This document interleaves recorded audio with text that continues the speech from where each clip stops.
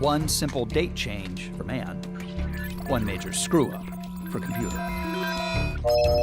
Jesus is coming back. At the stroke of midnight, January 1st, 2000, elevators may stop. A major May vanish. catastrophe of some sort. And ATMs may cease to function. Airplanes and trains may come to a halt. The basic idea on Y2K was that for convenience, all these computer programs, when it came to do dates, you only needed 2 numbers. Why use 4 numbers when you only need 2? And then they recognized, what date is a computer going to think it is when we get to 2000? When Y2K happened, I was sitting in my cubicle at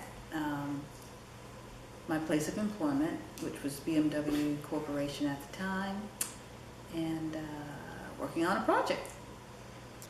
I was at work, working.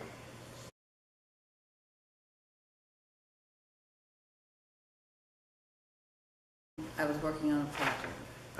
Well, as an engineer, it was my job to also make sure that Y2K had 0 or minimum impact You know, that's what I remember. I was like, okay, I need to hurry up and get my project done.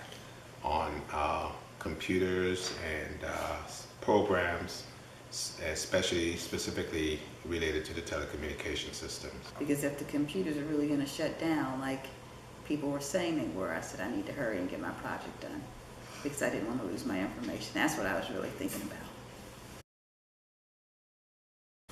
As soon as I heard about Y2K, I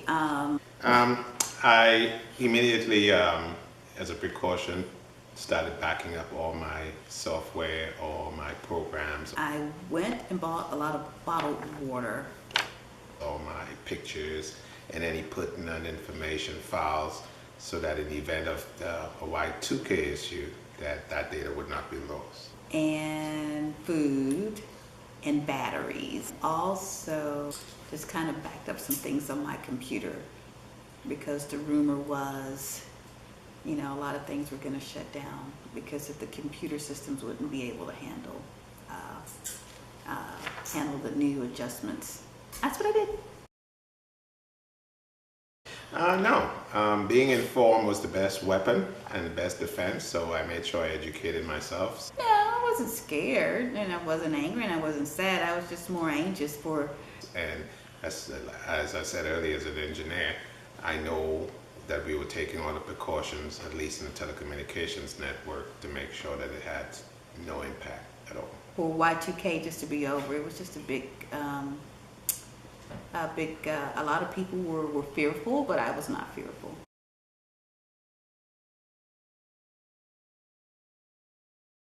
In the days following the event, that it was really just blown out of proportion. You know, still, as an abundance of caution, I stocked up on food, water, But I guess people wanted to take precaution, filled up the bathtubs, just the basics. you know, because just in case things did shut down and computer systems shut down. So I stocked up on the basic supplies necessary to survive a week or so. Which would in turn shut down a lot of, shut down our electricity and water. So I felt relieved. Yes, it did. I think it highlighted the fear that a lot of people have that allowing computers to be more involved in our daily lives and control all our functions, a lot of functions previously done by humans, that when computers do go bad or something goes wrong, that we would not have the control. So Y2K just highlighted the impact of computers, too much control in the daily lives of humans, how that could present a big problem.